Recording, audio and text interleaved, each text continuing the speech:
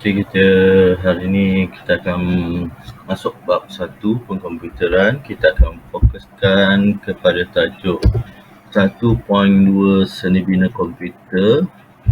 Okey, yang boleh kamu tengok juga rujuk dalam buku teks muka surat 24. Okey, bila dalam satu topik ni kita akan tengok macam mana sesebuah komputer itu melaksanakan tugas dia berdasarkan data dan juga arahan yang diterima daripada pengguna, macam mana komputer melaksanakan arahan dan juga data itu untuk diproses dan akhirnya dapat memaparkan ataupun menghasilkan apa yang diperlukan oleh manusia. Okey, ini akan kita tengok secara kasar melibatkan komponen-komponen yang terdapat di dalam sesebuah komputer. Okey, ini adalah 3 komponen utama dalam seni bina sesebuah komputer. Okey, terdapat 3 komponen utama ni. Okey, 3 komponen utama ni lah yang berfungsi sepenuhnya, yang bertanggungjawab bagi memastikan kelancaran pemprosesan data ataupun arahan berlaku di dalam komputer supaya dapat melaksanakan apa yang dikehendaki oleh manusia dan akhirnya setelah diproses, manusia akan mendapat maklumat ataupun bahan yang dikehendaki. Kita tengok komponen yang pertama, iaitu komponen unit pemprosesan pusat, ataupun kita panggil sebagai CPU. Ini akan dijelaskan kemudian. Yang kedua merupakan unit ingatan ataupun memori ataupun storage unit. Dan unit yang ketiga, kita ada unit peranti input dan juga peranti output. Unit perkakasan yang akan digunakan untuk komunikasi antara manusia dan juga komputer. Dan akhirnya komputer akan menghasilkan maklumat dalam bentuk output kepada manusia. Kita tengok unit pemprosesan pusat, iaitu CPU, dalam bahasa Inggerisnya Control Processing Unit. CPU ni kita panggil sebagai otak bagi sistem komputer. Seperti manusia akan berfungsi anggota-anggotanya apabila otak berfungsi dengan baik. Sama juga dengan CPU mengambil konsep daripada otak manusia bagi melancarkan sistem komputer yang dibangunkan. CPU terdiri daripada berapa komponen di dalamnya. Ada 3 komponen dalam CPU, iaitu yang pertama kita panggil sebagai ALU ataupun Unit Arithmetic Logic. Ia melakukan proses aritmetik dan juga operasi logik, iaitu melakukan operasi matematik dan juga operasi perbandingan maklumat. Ini akan kita lihat secara detail operasi logik ini dalam subtopik yang akan datang. Kemudian yang komponen yang kedua dalam CPU adalah unit kawalan, iaitu unit yang mengawal operasi ingatan, memori, pemproses dan juga peranti input dan output. Maksud dekat sini adalah dia bertanggungjawab untuk mengawal apa-apa arahan yang diterima, arahan itu untuk diproses, kemudian arahan itu macam mana untuk disampaikan kepada pengguna. Komponen yang ketiga dalam CPU adalah daftar, register. Berfungsi untuk menyimpan data secara sementara, menghantar arahan yang dicapai daripada ingatan utama sebelum diproses di ALU dan menerima hasil daripada ALU sebelum dihantar ke ingatan utama. Maksud kat sini adalah setiap kali data ataupun arahan nak diproses, data-data tersebut perlu melalui pendaftaran dahulu ke dalam CPU, untuk dia mengasingkan arahan-arahan tersebut ke bahagian-bahagian yang sepatutnya. Komponen kedua dalam seni bina komputer adalah unit ingatan, ataupun memory unit, storage unit pun ya. Okey, fungsi utama unit ingatan adalah bagi untuk menyimpan data dan juga arahan semasa komputer itu digunakan oleh pengguna. Okey, ingatan hanya menyimpan atau memegang data dan arahan secara sementara, iaitu selagi arahan yang merujuknya masih beroperasi. Okey, apa yang pengguna buat menggunakan komputer, okey, apa sahaja penghantaran maklumat yang dihantar oleh pengguna, okey, akan dilalui dalam unit ingatan ni. Okey, unit ingatan tidak digunakan untuk menyimpan data secara kekal. Okey, dia tak sama macam yang kita kenal sebelum ni, iaitu hard disk, modul. Okey, dia tak sama. Okey, kerana unit ini bersifat meluap. Okey, maksud bersifat meluap ni adalah okey, kandungan data ataupun arahan di dalamnya akan hilang okey, sekiranya bekalan kuasa elektrik terputus. Maknanya apabila komputer mati, okey, apa sahaja yang diingati, data dan juga arahan yang diterima sebelum ni akan hilang. Okey, hal ini khusus bagi jenis data utama, iaitu RAM. Okey, RAM adalah komponen yang bertanggungjawab untuk menerima unit ingatan, menerima arahan dan juga data yang diterima daripada CPU. Okey. Okey, selain daripada RAM, kita ada ingatan utama yang lain, iaitu kita panggil sebagai ROM. Okey. Jadi ada dua jenis unit ingatan kat sini, iaitu RAM dan juga ROM. Okey, di sebelah kiri ni adalah contoh ni RAM, okey, yang selalu digunakan. Kemudian yang bawah ni adalah ROM. Okey, untuk komponen ketiga seni bina komputer, kita ada unit peranti input dan juga output. Okey, ini adalah peralatan fizikal yang kita selalu nampak digunakan apabila kita menggunakan sebuah komputer. Okey, jadi peranti input dan output ni adalah komponen yang digunakan untuk memasukkan data dan memaparkan hasil daripada sistem komputer. Maknanya kat sini adalah kita gunakan peranti input ni untuk kita berkomunikasi dengan komputer, dan kita akan gunakan peranti output untuk komputer berkomunikasi dengan pengguna. Okey, jadi kat sini kita menggunakan peranti-peranti ini, peralatan-peralatan ini untuk kita saling berkomunikasi. Okey, macam mana manusia sendiri berkomunikasi dengan komputer supaya komputer faham apa yang cuba disampaikan oleh manusia. Kemudian setelah maklumat diproses di dalam komputer tersebut, hasilnya maklumat itu macam mana komputer nak memaparkan atau menghasilkannya kepada manusia itu sendiri. Okey, itu gunanya peranti input dan juga peranti output ni. Okey, peranti input dia menukarkan data luaran kepada satu bentuk yang boleh difahami dan kemudian diproses oleh komputer. Okey, maksud kat sini adalah peranti input ni dia akan menukarkan data, okey, apa yang kita minta kepada komputer. Okey, komputer hanya memahami, kalau kita tahu komputer hanya memahami, dia tak faham bahasa manusia, tapi dia cuma hanya faham bahasa komputer yang terdiri daripada kod binary 0 dan juga 1. Jadi kita perlukan peralatan untuk berkomunikasi tersebut. Okey, kemudian dia akan proses oleh komputer. Okey, macam tadi kita ada CPU tadi akan bertanggungjawab untuk memproses arahan dan juga data yang diperlukan oleh manusia.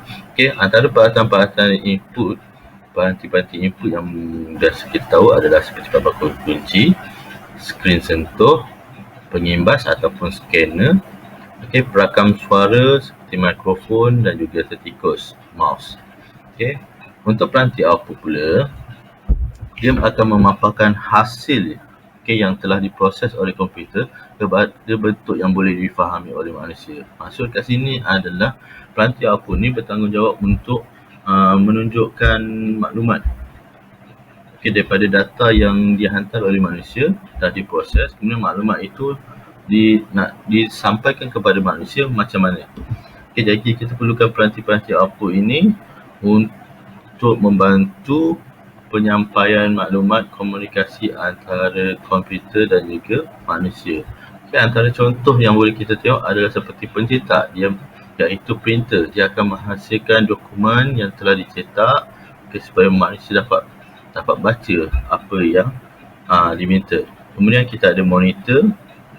Skrin monitor tu bagi menayangkan maklumat ke atas skrin, dan juga kita ada pembesar suara atau speaker, iaitu menghasilkan audio. Sekiranya manusia menggunakan contoh macam tadi, kita ada perakam suara seperti mikrofon, masukkan suara dalam komputer, dan macam mana kita nak dengar balik suara tersebut, kita akan gunakan pembesar suara.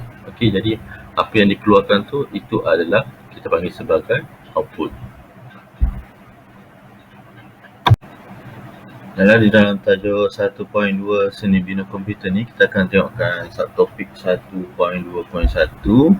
iaitu bertajuk kitaran mesin, antara capai, nyakut dan juga laksana. Boleh rujuk dalam buku teks muka surat 26.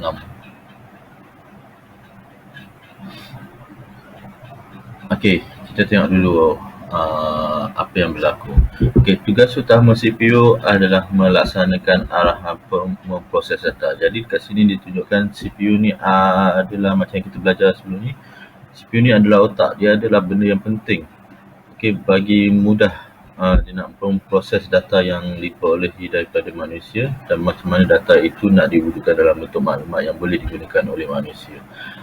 Pemprosesan data dan arahan akan mengikut kitaran mesin, iaitu kitaran capai, nyakut dan juga laksana. Capai, nyakut dan juga laksana, ataupun kita panggil capai dalam bahasa Inggerisnya fetch, nyakut sebagai decode dan juga laksana sebagai execute. FDE. So FDE ini juga dikenali sebagai kitaran arahan iaitu instruction cycle. Dia macam mana kitaran ini berlaku di dalam sebuah CPU. Nanti kita akan tengok lebih detail. Pemproses iaitu CPU akan menghantar isyarat supaya data dan juga arahan yang dimasukkan melalui peranti input. Peranti input bukan setakat daripada keyboard ni, ada peranti input yang lain. Akan disalin ke dalam bentuk ingatan utama, iaitu yang terdiri daripada RAM dan juga ROM yang kita dah belajar sebelum ni. Ini gambaran bawah ni adalah gambaran mudah lah macam mana kita nak memahami penghantaran isyarat data dan juga arahan dihantar. Pengguna akan menghantar arahan ataupun data melalui peranti input, apa-apa pun peranti input. Kemudian isyarat, masuk isyarat kat sini adalah dalam bentuk binary code lah, sama ada kod kosong ataupun satu yang difahami oleh komputer itu. Dalam bentuk data dan juga arahan dihantar kepada CPU. Daripada CPU inilah akan berlakunya kitaran mesin, iaitu FDE tadi tu. Fetch, decode dan juga execute tadi. Apabila dah selesai proses tersebut, arahan telah diproses, barulah salinan isyarat data dan juga arahan itu akan dihantar ke dalam unit ingatan seperti RAM dan juga ROM. Lepas ni kita akan tengok macam mana FDE cycle ni, iaitu kitaran capai, nyakut dan laksana ni dilaksanakan dalam CPU. Ini adalah penerangan terperinci macam mana proses FDE cycle ni berlaku daripada ingatan utama masuk ke dalam CPU dan dia berulang sehingga proses itu tamat. Kita tengok maklumat ni. Data dan arahan tersebut diproses melalui 3 proses utama dalam kitaran mesin untuk menghasilkan output. Proses-prosesnya adalah yang FDE tadi, FDE cycle. Kita tengok yang pertama, iaitu yang berlaku iaitu capai daripada RAM ni, iaitu unit yang kawalan iaitu CPU akan memberikan isyarat supaya pemproses mencapai data dan arahan daripada ingatan utama yang RAM ni. Dan kemudian disimpan dalam daftar. Bila RAM ni dicapai, disimpan dalam daftar sementara menunggu untuk diproses. Dia akan melalui proses pendaftaran dulu sebelum proses. Okey, ini akan berlaku pada capai ni. Okey, kemudian yang kedua, nyangkut, iaitu decode. Okey, apabila sudah didaftar, okey, unit kawalan menyangkutkan ataupun mengubah kod yang ada tu diterjemahkan ke dalam bentuk arahan bagi menentukan jenis operasi yang akan dilaksanakan oleh ALU.